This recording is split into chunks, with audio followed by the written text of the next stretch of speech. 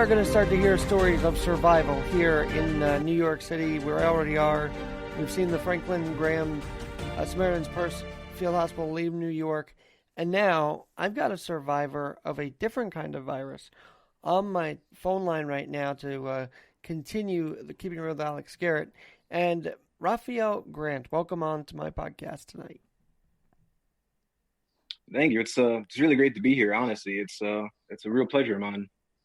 Well, my pleasure in having you, because I want to hear your story. You came to the National Publicity Summit. You said you contracted West Nile virus and you survived. And I thought maybe for people out there that are worried about surviving COVID, what advice, what experiences can you share to help today's survivors get through their post-corona trauma? Yes, definitely. Because like I told you, back in 2012, I contracted West Nile encephalitis. Basically, it's a disease you get from a mosquito. And I mean, it caused massive inflammation to my brain, my nervous system. I started having these seizures at night. I was having severe migraines.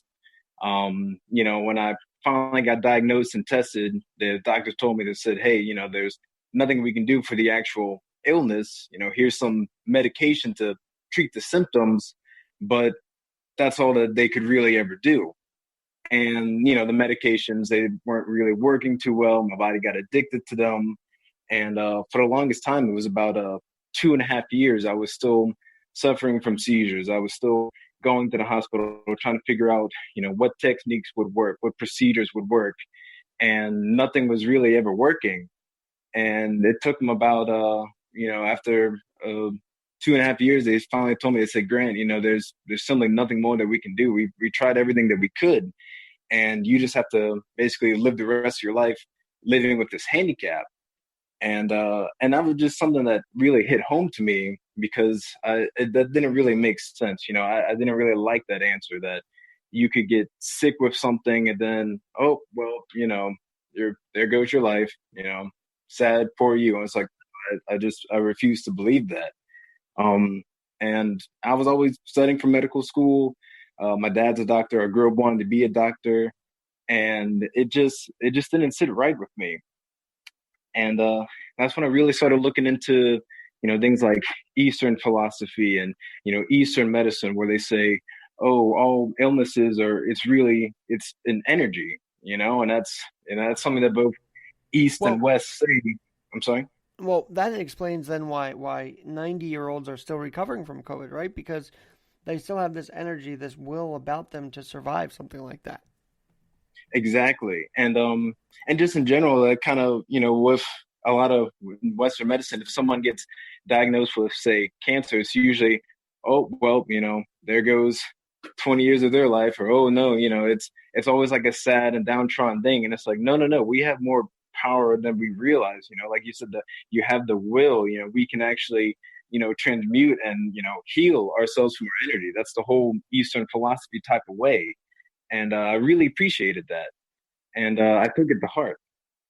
Well, Raphael, let me ask you this. Would you feel the same about self-healing if the doctors were able to prescribe you? Like, do you think because of your experience having to heal yourself, that drove you to where you are today in this philosophy? Oh, without a doubt. Like I said, I grew up wanting to go to medical school. I was always big into, just medicine in general. But, basically what happened was Western medicine was like, oh, we're stuck with this illness and we can't do anything about it. Sorry, we tried our best.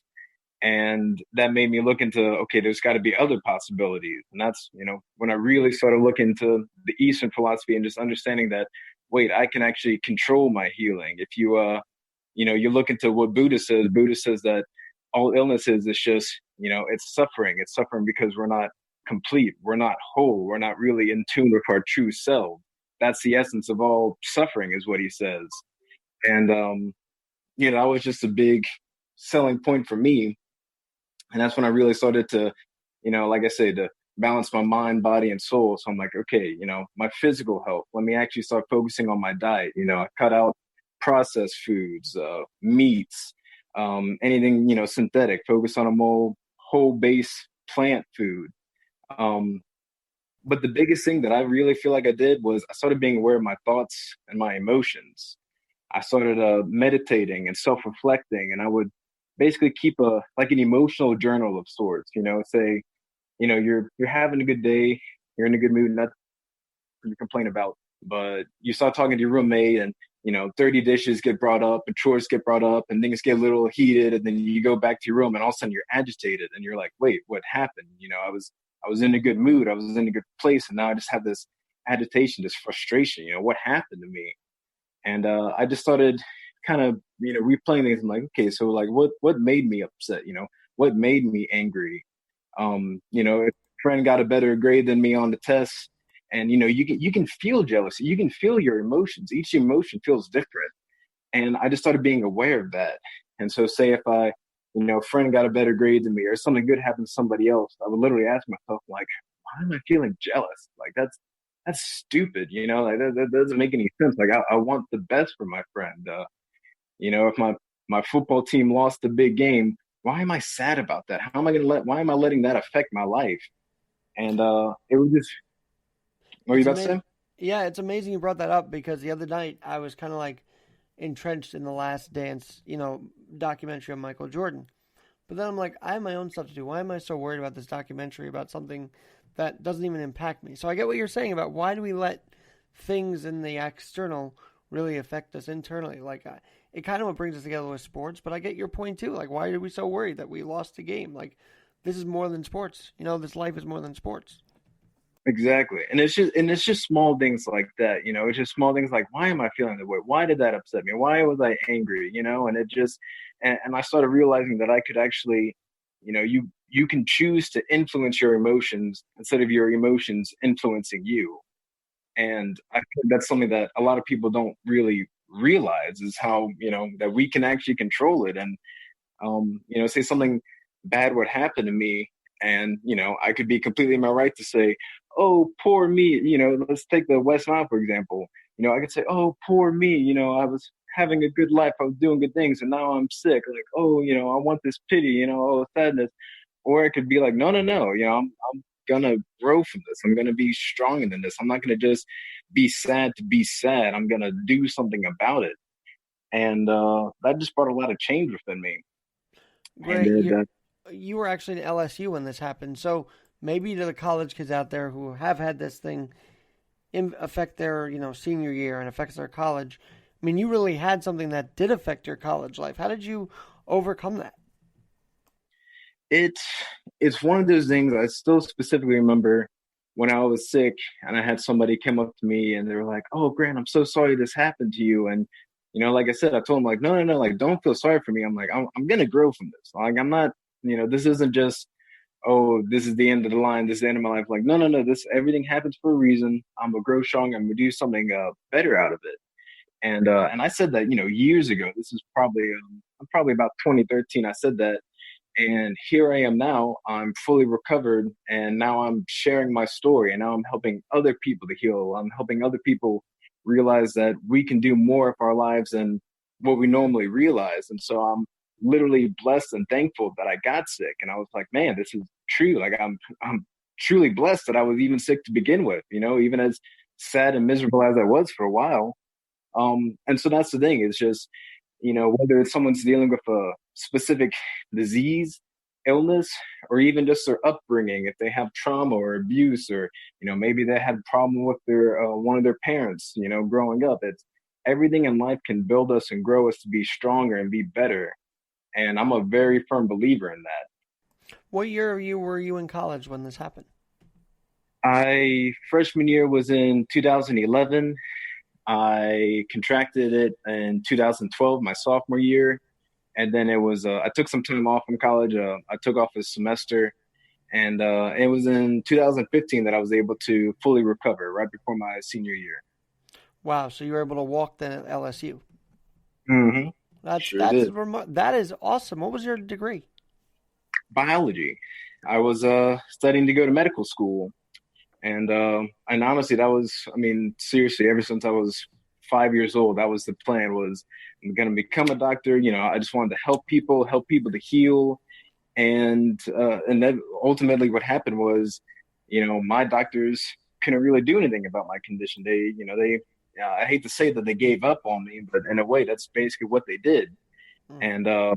And I was able to find my own path to heal and to recover. So even after I recovered, and it was halfway through my senior year, and I thought to myself, well, do I still really want to become a doctor? And just kind of Mm. follow the same footsteps of, the people who are helping me, or do I want to forge my own path and find my own way to help people?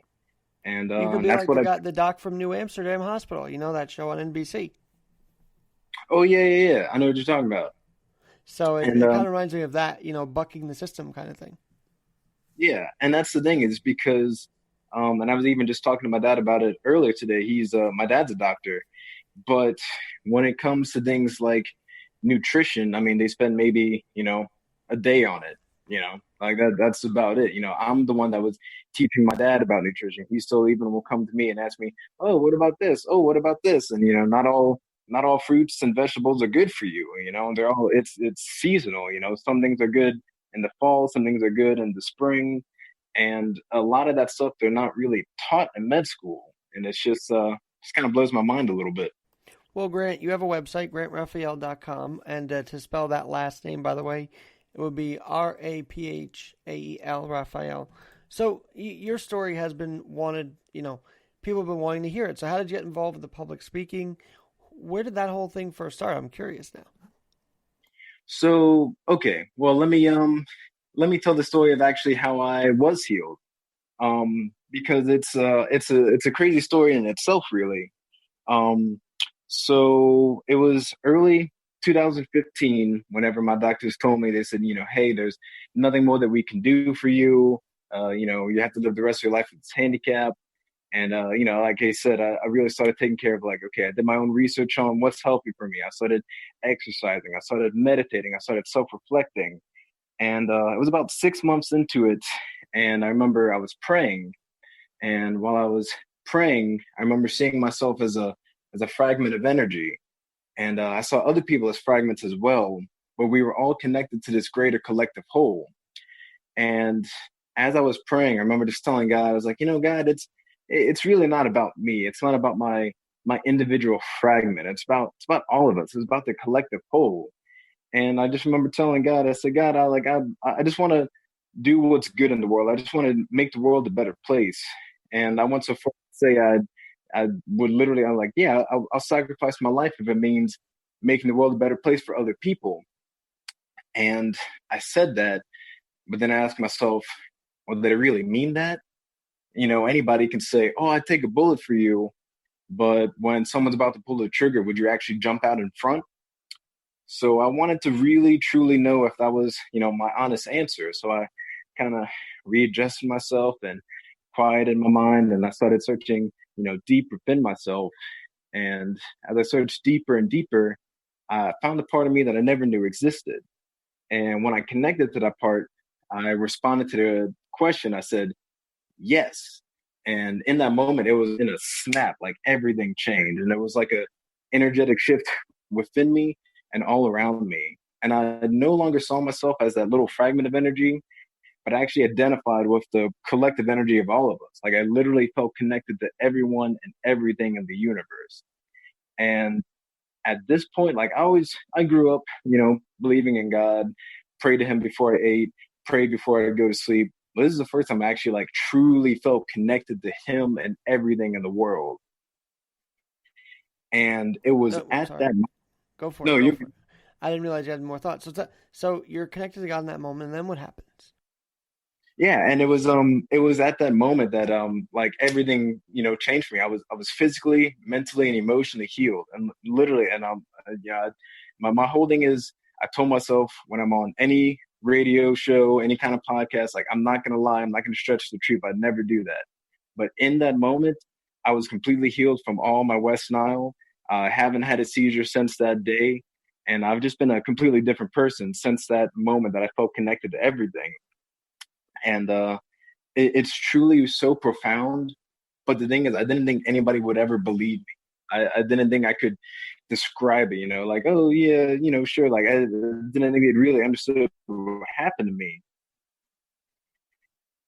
And question of how this public speaking started, because once I started looking into quantum mechanics and modern day science, I realized, wow, this stuff actually describes what happened to me. And I can actually describe how I was healed and how I felt connected to the universe and everything. That's not just a saying, because what modern science shows is that everyone and everything in the universe is connected to each other. And within us is the core of the universe as itself. I mean, it literally says that we've been entangled with the universe since the Big Bang. And so I started realizing, like, wait, so science is actually showing how I was healed, how I was able to recover this. So even if people aren't that spiritual, or they don't believe that we can heal ourselves, or they don't believe in God, it's like, well, look what science is saying, because science is blowing people's minds right now. You start looking at these top scientists, and all these scientists are just like, they almost can't believe what's happening, but they know that it's true because it's what science shows. Well, and you're talking about how we're flattening the curve by staying inside, type of thing. I'm sorry? You're talking about how today they're showing us it works because we're staying inside and the curve is flattening. That kind of explanation, or what were you thinking with the science? Was that to your case, or are you referring to today's world as well? I was mainly just talking about, specifically in my case, my point was that what science is saying is that within us, we're connected to the core of the universe itself. And if we understand that the universe is constantly expanding, constantly gaining new knowledge and new information, then what's within us, it literally is infinite energy. You can't quantify the energy that's within us. And so with me having the West Nile and me being really sick, with me being able to connect into that, I mean, what's more powerful?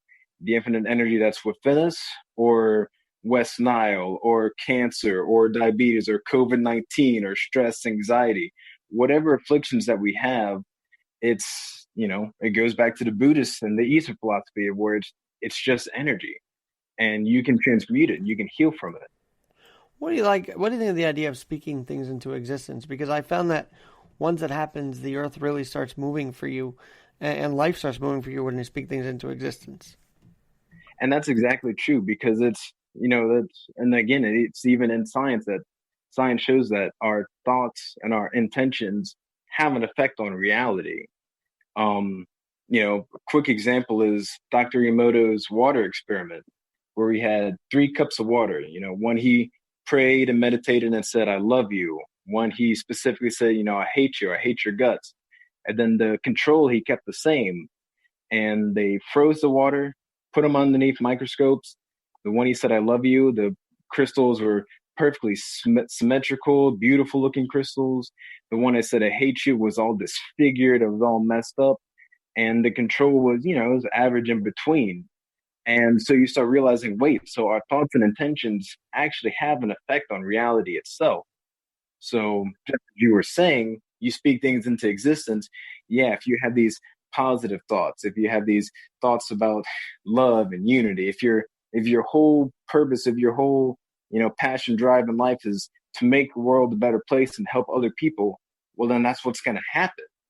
If you're more negative, if you're more hateful, then that's what you're going to breed into the universe. You're going to just more negativity and more hatred, and it's going to distance yourself. And so, yeah, that's absolutely right. Great. I know you had said that you were going to pursue.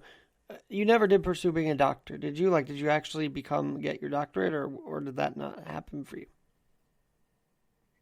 No, I decided not. I'd actually in 2016 I took the MCAT. I'd even actually applied to med schools, but the whole time I was sitting on the fence.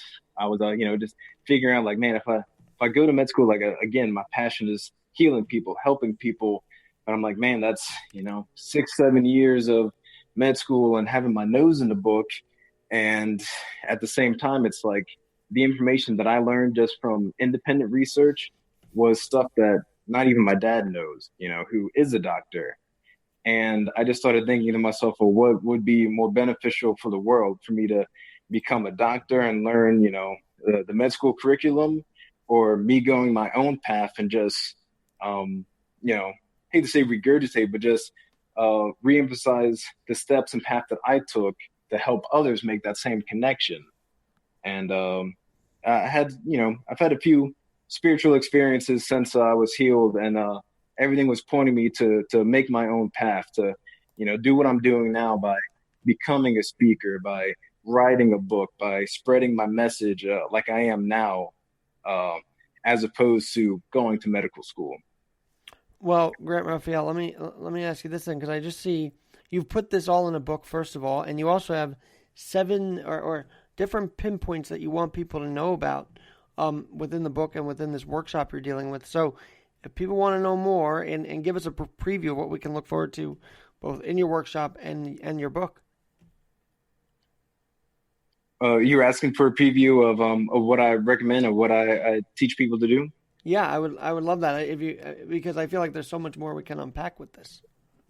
Yeah, yeah, and a lot of it, like I said, the baseline it's that I always start off focusing on is it's the mind, body, and soul. So for myself, the steps that I took was with the body was eating healthy. It was understanding what foods are good for me and what foods aren't good for me. What's the saying? Food is thy medicine. You are what you eat. And in this day and age, especially in America, who, we're very obese overall, we don't have a good diet. We don't, people are more likely to go to McDonald's than they are to eat a salad. And what people don't realize is how important our gut health is and our immune system, and how our food actually affects not only our physical body, but also our mental and emotional bodies as well. And then, like I said, one of the biggest things for me was being aware of my thoughts and my emotions. So a lot of people react to their emotions. Their emotions control them. If you're depressed, it almost sounds bad saying this, but when you're depressed, it means that you're literally addicted to being sad. And how long And would you say you were addicted to that? Because I'm sure there was a little depression when you started to get this sickness. oh yeah, I was so let's see, I was sick in 2012. So it was between about 2012 and 2015. I would say I was definitely depressed. Because again, it's not just physical; it becomes mental and emotional as well. And it was early 2015 when I really started actually meditating, and actually, like I said, like an emotional journal where I would actually keep track of my emotions throughout the day. And certain things that would normally react and make me sad, I would suddenly stop and be like, wait a second, why does that make me sad? Why my friend, let's say my friend was talking bad about me behind my back. Why am I sad about that? That person was never my friend to begin with, if that's really what they think, and Mm. you just have a different spin, a different point of view on things.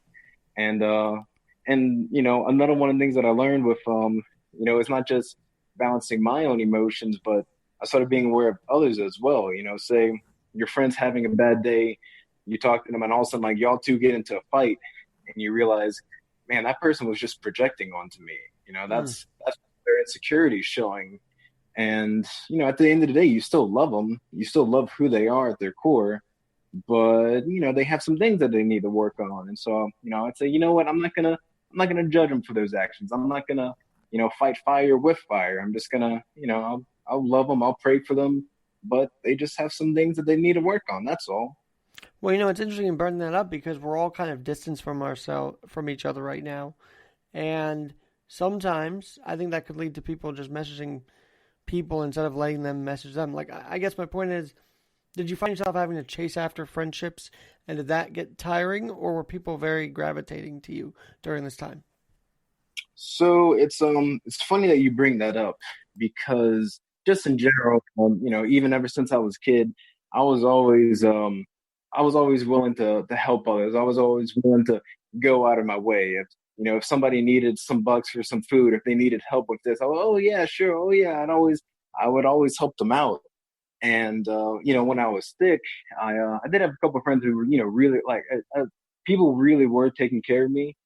But then there came a certain point where, as sick as I was, I just started having, me and my friends, we would get into these either stupid fights, or just for whatever reasons, we lost touch with each other. And like we weren't on speaking terms over, silly, insecure stuff on both my end and on their ends. And I remember at one point I was, all my closest friends, roommates, people I would normally rely on, none of us were on speaking terms. And that's when it was like I really got, depressed. I really got upset. But ironically, that was the same driving force that made me, when I would pray to God and I would say, God, I don't I don't really need happiness. I don't need to have all these friends. I don't need to have all these great, amazing things. Like I just want to do good in the world. I just want to, I even told God, I said, I'd be willing to die alone and unhappy as long as I make the world a better place. Because if I make the world a better place, then when I die, I can die with no regrets. And that was a big driving force for me because it actually helped me grow closer to God. And um, one thing I want to say real quick is when I talk about, how I was healed, how I was, searching deep within myself and made that connection with myself. It really was God that healed me, and it was I have to stress that. I have to say that because it's true. And and that's another point of my book. With my book is called "Make the Universal Connection: The Science of Spirituality," because God is real and God is true, and I just want other people to come to know that. I write the book mainly focusing on science in a way to be like, hey, here's what science is saying. Here's some physical proof because, some people, that's what they need. They need more solid, tangible evidence, or else it's like, oh, whatever. Oh, blah, blah, blah. And it's like, okay, but what if I actually give you facts? It makes people to start think. It does. And folks, you can also check out the book. It's called Make the Universal Connection, the Spiritual Science of Spirituality. It's not out yet, though, is it, Raphael? No, not yet. Hoping either by the end of this year or early next year. Very cool. Mm. One thing that you really struck home with me is that you said when you had this virus, you felt like it was, the most positive thing, one of the best things to happen to you because a positivity came out of that. Well, let's say today nobody really feels positive. Only if they survive, they'll feel positive, but maybe they don't feel positive because their family has it or something. How do we get people to realize this? You can get through this too. How can we bring some positivity to the COVID-19 family, victims and then people who are surviving it? It's really just understanding that every opportunity is an opportunity to grow. And, I always say some of the people that inspire me the most is the people that are, say, born with no legs, or, maybe they lose an arm, or, something bad happens to them. But then they go on to become a motivational speaker, and they go on to show like, oh, look, you can like they start influencing other people's lives. And what people need to realize is that the things that happen to us aren't necessarily punishments, but opportunities for us to grow. When I was sick with West Nile, I wasn't being punished. I wasn't the universe or anybody saying like, oh, Grant, well, here you are, your life sucks now, you're in a bad place now. It's like, no, no, no. Everything, you can literally grow from every opportunity. And I'm a very firm believer in everything happens for a reason. And so you start asking yourself, okay, so what's the reason? How do I make the most out of it? Because whether it's high or low, is you can make something out of it. So and one quick thing is so anybody dealing with something, even if it's the COVID-19, it's understanding, especially in my book I talk about this, is how powerful we are on the inside. And again, when I talk about making the universal connection, I talk about connecting to the universe within you. It's a very literal and very real thing, and I want people to understand that. If you understand that within you are infinitely powerful, then how is a disease going to stop you? How is anxiety going to stop you? If you're nervous about talking to someone, if you're nervous about doing something, it's what's more powerful, the infinite power that you are, or whatever affliction is that you're facing. Well, great. You're also dealing with the quantum, and we're gonna have you back because this is just unpacking it with unpacking the basics with Graham because he's got so much stuff about quantum mechanics, the energy that you can feel inside, and really quickly the holistic and the quantum. Why should people really start getting involved with that? And a lot of it is taking control of our own power. That's one thing that I've noticed is how worthless people feel. People say, "Oh, nothing that I do matters. I'm just one person on the earth in this giant universe. So I'm basically a grain of sand on a beach." And that's not the case. We're each more powerful and more significant than we realize. They in Eastern philosophy they say, "Oh, we're all co-creators of the world," and Buddha says, "With our thoughts, we make the world." And that's exactly what science shows us. And in quantum mechanics, the observer effect actually shows that literally our thoughts and observations are what create the physical reality around us. And no one person's more significant than the other. We're all doing this. We're all co-creating. We're all manifesting the world and reality that we live in. So my goal is to help people realize, oh, wait, I actually control my own reality. I actually control my own health, my own life, my own path and purpose in the world. And that's what I want people to know. Because again, if you're struggling with cancer, any kind of disease, or just in general anxiety, abuse, or trauma, whatever it is, they're more powerful than that. And especially in Western medicine, it's, again, we're very reactive. So it's, oh, you have cancer? Well, let me go to the doctor and get chemotherapy. Oh, I have this illness? Well, let me go and get this medication. But people need to understand that we can take control of ourselves, our own lives on our own. And I love doctors. I'm not saying, anything bad about them, but people are just out of touch with their own power. And that's my ultimate goal, honestly. Well, and I admire that, and I'm glad that you're not, because earlier this week I was talking about hoarding inspiration, right? I feel like sometimes if you have a good book and you don't want to share with someone, you're hoarding someone, you're hoarding that inspiration for yourself. But at least you're telling your story, you're inspiring people, and that's a good thing. And I would say it should encourage more people, and we shouldn't exactly shut you guys out when you have these different approaches. That is also happening. Like, people don't want to hear this kind of stuff because, especially big pharma. But you guys are still out there doing what you can, and I appreciate that. Thank you, and I appreciate what you said about me, sharing my inspiration because I'll be honest, from I was healed in 2015, but between 2015 and 2017, I really wasn't really talking to many people. I wasn't really expressing myself, and a lot of that was because I didn't know how to explain it. Not that that's an excuse, but once I really started realizing that, oh, okay, here's science, here's some tangible evidence. So now I can share my story and actually back it up with some proof. And I realized I was hoarding my own inspiration because and I'm really not arrogant, I'm not egotistical, but I just realized that there are a lot of people that need to know that they can take control of their own life, take control of their own health, and that we're more capable of what we give ourselves credit for. So that's a big point of mine. I want to speak. I want other people to make that connections within themselves. So thank you for saying that. You're welcome, and thank you again for sharing your story. And if we had take your approach about being holistic, about being, thinking positive, we in essence, and I am for vaccines. Don't get me wrong, I do believe vaccines work, but even before that becomes, a thing for Corona, we can actually use our mind to get us through this for the second or third wave that might be coming. I definitely believe so. Especially because it's my own personal story, my own personal testimony. So it's something that I know to be 100% true. But I've talked to other people who have been in very similar situations, and same thing, that they either had some kind of illness that thought Western medicine says, oh, sorry, we don't have anything, and then they find their own path, they find their own remedy.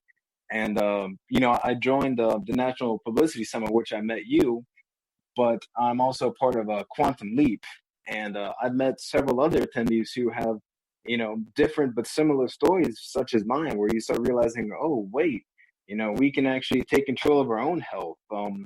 I don't know if you know Dr. Clint Rogers, but he wrote a book, and it's I'm trying not to mess it up, but it's Ancient Secrets of a Eastern Master, and it's in the subtitle it's a Western skeptic and Eastern master. And basically it was somebody, a scientist from the West, from America, who didn't really believe in this holistic stuff. He didn't really believe that, oh, you can heal yourself with your mind. Okay, let's see what science has to say about that. And he travels to India. He meets this doctor who's healing all these people, and this doctor's techniques actually work.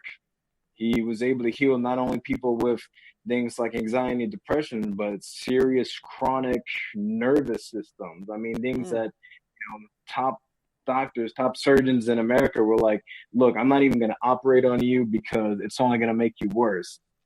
The guy flies to India, meet this doctor, works with the doctor for 3 weeks, and his entire condition it goes away within a month. And he goes back to the doctors. They run tests on him, and they say, "We have no idea how you were healed from that."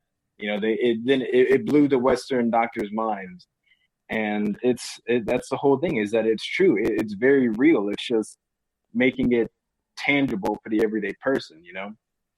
And exactly, that's the tangibility. Well, Grant, so glad I got you on today, and I'm so glad that you were able to tell your story. And please do come back when things continue to move along with your projects.